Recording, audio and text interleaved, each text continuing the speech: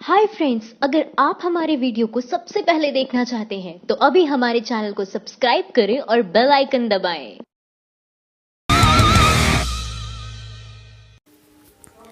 Hello दोस्तों, अहमद पटेल ने बोला गटर पॉलिटिक्स और राहुल गांधी उसमें उतर गए। प्रधानमंत्री नरेंद्र मोदी शुक्रवार को देहरादून में थे। उन्होंने ऑगस्टा वेस्टलैंड डील को लेकर कांग्रेस नेता अहमद पटेल पर निशाना साधा।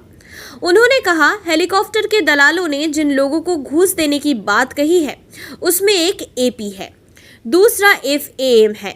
चार्जशीट में कहा गया है कि एपी का मतलब अहमद पटेल और एफएएम का मतलब है फैमिली। दरअसल ईडी ने ऑगस्टा वेस्टलैंड मामले में चौथी सप्लीमेंट्री चार्जशीट दाखिल कर दी है। मोदी इसी का जिक्र कर रहे थे। अहमद पटेल ने पलटवार किया, लेकिन आक्रामक भाषा में बोले, नरेंद्र मोदी को सब जानते हैं, गटर लेवल की पॉलिटिक्स करते हैं, जैसे देहात में कोई म्यूनिसिपैलिटी पॉलिटिक्स कर रहा हो।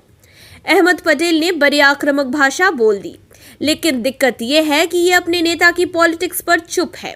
अगर ये गटर पॉलिटिक्स जैसा कठोर और कुछ हद तक अमर्यादित शब्द यूज करना चाहते हैं तो ये क्यों नहीं बोलते कि राहुल गांधी भी ऐसी पॉलिटिक्स कर रहे हैं। राहुल ने मोदी और लालकृष्ण आडवाणी के बारे में जो टिप्पणी की वो फिर किस लेवल की है। राहुल गांधी महाराष्ट्र के चंद्रपुर में थे। इस लोकसभा सीट से जनसभा को संबोधित कर रहे थे। उन्होंने अपने घोषणा पत्र की बातें की, अपनी नई स्कीम की बातें की, भाजपा नेताओं को बंटवारा करने वाला बताया, लेकिन फिर खुद हिंदू मुसलमान पर उतर आए। यहां तक रुक जाते तो भी ठीक था, लेकिन रुके नहीं। रुकते भी कैसे? बदजुबानी में एक दूसरे से कंपटीशन जो चल रहा था, नीचे गिरने का कंपटीशन। और राहुल जो कि प्रमुख विपक्षी पार्टी के अध्यक्ष है, कैसे पीछे रहते।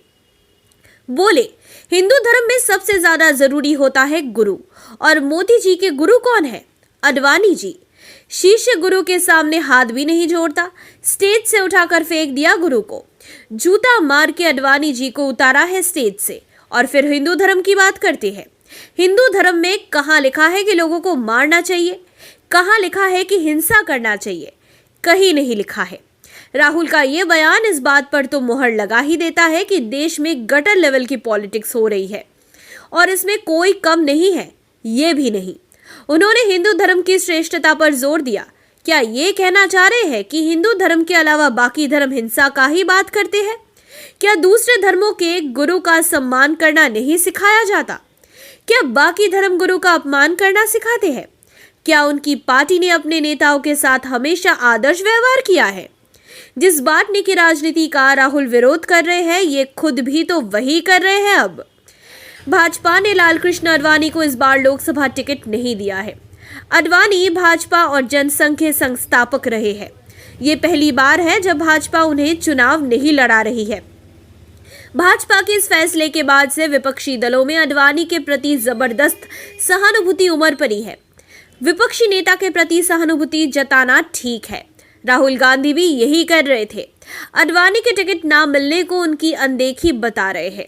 आडवाणी को किनारे किए जाने के बाद से सियासी फायदा उठाना चाह रहे थे, लेकिन फायदा उठाने के चक्कर में ओछी बात कह गए। मोदी सरकार ने अपने कार्यकाल के आरंभ से ही आडवाणी को किनारे कर दिया था, जिसका इस्तेमाल विपक्ष आज भी कर पा रहा है। ये समस्या राहुल की नहीं है। अधिकतर नेताओं के साथ यही दिक्कत है। उनको समझ नहीं आता कि वो भले सेलेक्टिव मेमोरी रखते हो, लेकिन लोगों को सब याद रहता है। जैसे नरसिम्हा राव के साथ गांधी परिवार का बर्ताव। 23 दिसंबर 2004 को नरसिम्हा राव गुजर गए। दिल्ली में ही उनकी मौत हुई। कांग्रेस में परंपरा रही है कि पार्टी अध्यक्ष का शव कांग्रेस मुख्यालय में सबके दर्शन के लिए रखा जाता है, मगर राव के साथ ये रस्म नहीं निभाई गई। उनका शव लेकर जा रहा जुलूस कांग्रेस हेडक्वार्टर के बाहर फुटपाथ पर रोका गया। कहते हैं कि सोनिया घर से निकलकर एक बार शव देखने भी नहीं आई, रस्म निभाने की खातिर भी नहीं। सोनिया गांधी राव को पसंद नहीं करती थी। अपने अंतिम दिनों में राव एकदम अलग थलग कर दिए गए। राहुल को वो इतिहास भी याद रखना चाहिए और उनके नेताओं को भी। आज के लिए इतना ही। आशा करते हैं ये वीडियो आपको जरूर पसंद आया होगा। इस वीडियो को लाइक और शेयर करना बिल्कुल ना भूलें और हमारे YouTube चैनल यानी माइंड द न्यूज को अभी सब्सक्राइब करें। हम एक बार फिर से कई सारे ऐसे ताजा खबर और सनसनीखेज खुलासों के साथ आपके लिए हाजिर हो जाएंगे। तब तक के लिए अलविदा और शुक्रिया।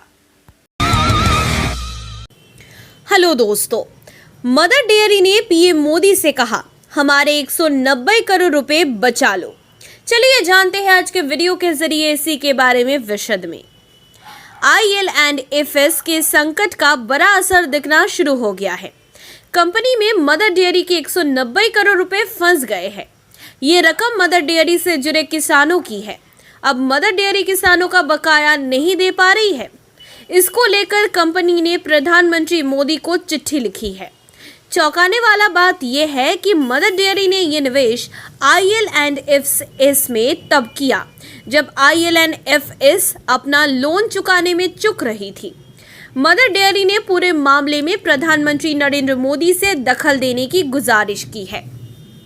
मदर डेयरी चलाने वाली कंपनी MDFVL यानी mother dairy fruit and vegetable private limited ने IL&FS में 20 से 28 अगस्त 2018 के बीच ये निवेश किया।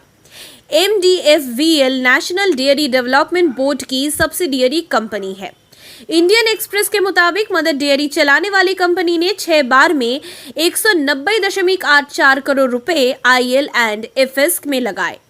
ये निवेश ठीक उस वक्त हुआ जब IL&FS के कर्ज भुगतान में चूक गई थी और IL&FS अपने एसेट्स बचाकर पैसे जुटा रही थी जिससे वो कर्ज का भुगतान कर सके।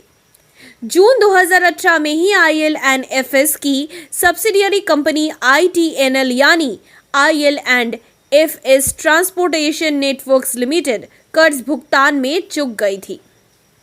इंडियन एक्सप्रेस के मुताबिक मदर डेयरी चलाने वाली कंपनी MDFVL के CEO संजीव खन्ना ने प्रधानमंत्री नरेंद्र मोदी को फरवरी 2019 में एक चिट्ठी लिखी है। इसमें उन्होंने लिखा कि मदर डेयरी संकट में है, किसानों का पैसा भुगतान करने में दिक्कत हो रही है। संजीव खन्ना ने लिखा, किसान अपने गुजारे के लिए मदर डेयरी पर आश्रित है। IL&FS को किसानों के निवेश को लौटाना चाहिए।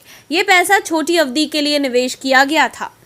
IL&FS की ओर से पैसे का भुगतान न होने से मदर डेयरी के पास किसानों से आने वाली कृषि उत्पादों की सप्लाई चेन टूट रही है।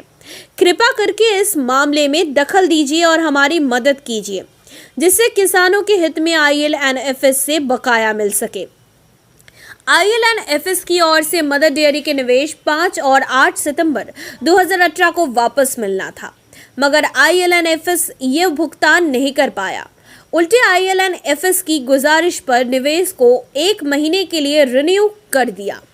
1 महीने बाद कंपनी ने फिर भुगतान हासिल करने का प्रयास किया, मगर उसे पैसा नहीं मिला।